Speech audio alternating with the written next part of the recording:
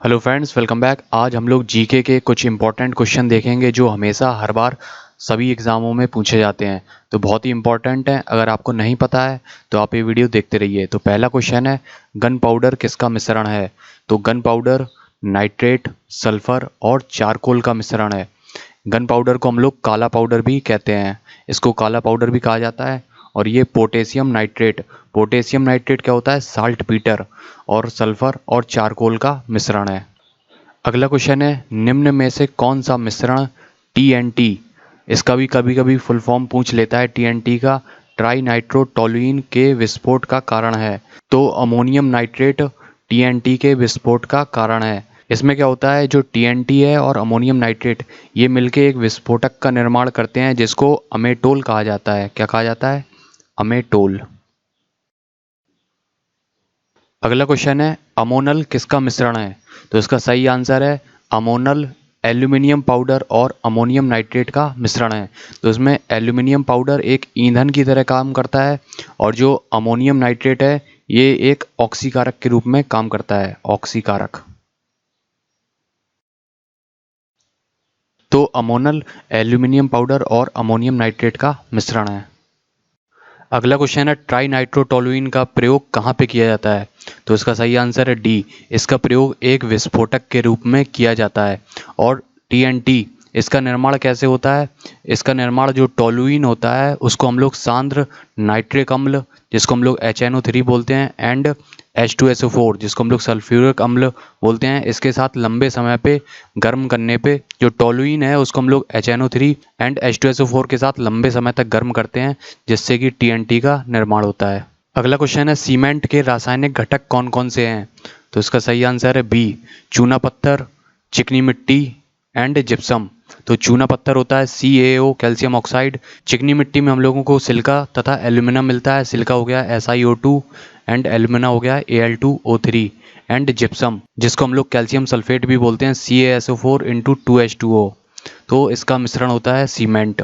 और सीमेंट की खोज किसने की थी? तो सीमेंट की खोज सर्वप्रथम जोसेफ एस्पिडीन ने की थी, जोसेफ एस्पिडीन।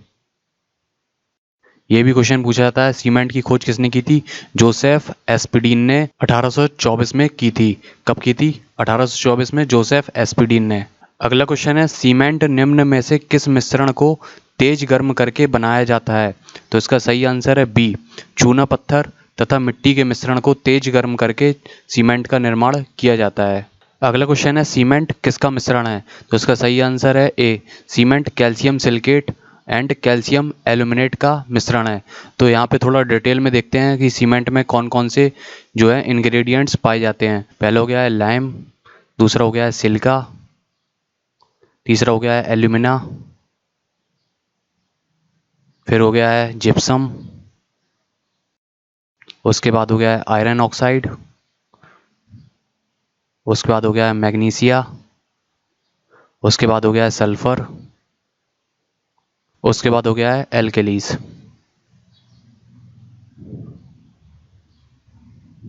तो इनके जो परसेंटेज हैं वो अलग अलग रहते हैं। जैसे लाइम का हो गया 62 से 67%, सिलिका 17 से 25%, एल्यूमिना 3 से 8%, जिप्सम 3 से 4%, आयरन ऑक्साइड 3 से 4%, मैग्नीशिया 1 से 3%, सल्फर 1 से 3%, एल्केलीज 0.2 से 1%। तो इतना ध्यान में रखने की ज़रूरत नहीं है, बस इतना ध्यान में रखिए ये। और शुरू के आपको अगर ध्यान में रखना है तो ये शुरू के ये 4% भी ध्यान में रख सकते हैं आप लोग। अगला क्वेश्चन है, चूना पत्थर का उपयोग एक कच्चे माल के रूप में किस उद्योग में किया जाता है? तो इसका सही आंसर है सीमेंट। सीमेंट के निर्माण में हम लोग चूना पत्थर का उपयोग करते हैं। जब भी हम लोग सीमेंट का निर्माण करते हैं तो इसमें जो चूना पत्थर है कैल्शियम ऑक्साइड उसका परसेंटेज कितना रहता है? 62 से लेकर 67% सिर्फ इसमें चूना पत्थर का उपयोग किया जाता है। अगला क्वेश्चन है, पानी की उपस्थिति में सीमेंट के जमने की अभिक्रिया क्या कहलाती है? जब सीमेंट में हम लोग पानी मिलाते हैं उसके बाद वो जमना स्टार्ट होता है तो ये प्रक्रिया या अभिक्रिया क्या कहलाती है? तो ये एक जलायोजित अपक्रिया कहलाती है। इसको हम लोग बोलते हैं सीमेंट का हाइड्रेशन। जलायोजित अपक्रिया कहलाती है हाइड्रेशन ऑफ द सीमेंट। तो इसका सही आंसर हो गया है डी। अगला क्वेश्चन है सीमेंट का जमना एक कौन सी अपक्रिया है? तो इसका सही आंसर हो गया है सीमेंट का जमना एक ऊष्माक्षेपी अपक्रिया है। जब भी सीमेंट जमता है तो इसमें हीट ऑफ हाइड्रेशन निकलती है। तो जब भी सीमेंट जमता है इसमें ऊष्मा निकलती है, इसलिए ये एक ऊष्माक्षेपी अपक्रिया है। अगला क्वेश्चन है निम्नलिखित में से कौन सीमेंट के जमने की दर को घटाता है? तो इसका सही आंसर हो गया है सी, जिप्सम। जिप्सम सीमेंट के जमने की दर को घटाता है। इससे क्या फ़ायदा होता है? जितनी देर में सीमेंट सेट होगा उतना ही हम लोगों को टाइम मिल जाएगा जो कंक्रीट है उसको मिलाने के लिए, फिर इसको जगह पे ले जाने के लिए, फिर वहाँ पे उसका कॉम्पैक्शन करने के लिए, तो उतना ही ज़्यादा हम लोगों को टाइम मिल जाएगा। अगर सीमेंट जल्दी जम जाएगा तो फिर इतना टाइम हम लोगों को मिल नहीं पाएगा, उसको प्लेस करना, उसको कॉम्पैक्ट करना, उसकी फिनिश करना, तो फिर वहाँ पे दिक्कत हो जाएगी। इसलिए जो जिप्सम है वो सीमेंट के जमने की दर को घटा देता है। जिप्सम का फॉर्मूला होता है CaSO4 × 2H2O। अगला क्वेश्चन है पोर्टलैंड सीमेंट में जिप्सम की मिलावट क्यों की जाती है? तो इसका सही आंसर हो गया है सी, जिप्सम से सीमेंट के जमने की दर कम हो जाती है। तो जो पोर्टलैंड सीमेंट क्या होता है, जो भी सीमेंट हम लोग यूज़ करते हैं, जो ऑर्डिनरी सीमेंट होता है वही पोर्टलैंड सीमेंट कहलाता है। अगला क्वेश्चन है कंक्रीट किसका मिश्रण है? तो इसका सही आंसर हो गया है ए, सीमेंट, रेत, बजरी और पानी। तो इन सब चीज़ों को मिला के हम लोग कंक्रीट बनाते हैं। जब भी लेंटर डलता है तो जो कंक्रीट बनाई जाती है ये वही कंक्रीट है। तो ये सीमेंट, रेत, बजरी और पानी मिला के बनाई जाती है। अगर इसको इंग्लिश में देखें तो ये हो गया है सीमेंट, ये फाइन एग्रीगेट,